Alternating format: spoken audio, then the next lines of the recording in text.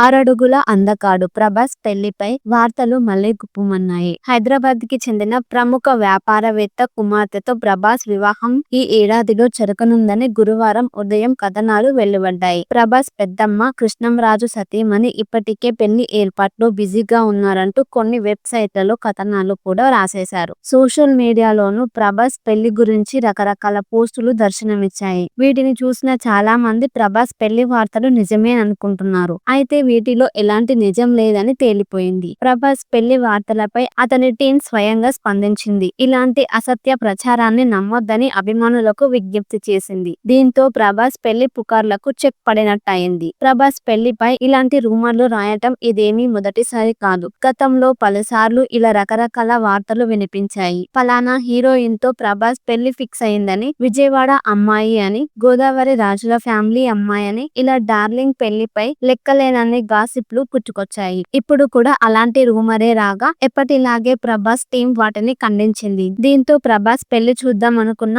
అభిమానులు మరికొన్ని రోజులు ఆగాల్సిందే. ఇక సినిమాల విషయానికి వస్తే ప్రస్తుతం ప్రభాస్ ది రాజా సాబ్, ఫౌజీ సినిమాలతో బిజీగా ఉన్నాడు. అలాగే సందీప్ రెడ్డి దర్శకత్వం వహించే స్పిరిట్ చిత్రం షూటింగ్ కూడా ప్రారంభించనున్నాడు. వీటితో పాటు సలార్ 2, కల్కి 2 సినిమాలను కూడా ప్రభాస్ పూర్తి చేయాల్సి ఉంది. అయితే అంతకంటే ముందు ప్రభాస్ కన్నప్ప సినిమాతో తన అభిమానులను ఆశ్చర్యపరచబోతున్నాడు. ఏప్రిల్ 25న విడుదల కానున్న ఈ సినిమాలో ప్రభాస్ వృద్ధుడిగా కనిపించనున్నాడు.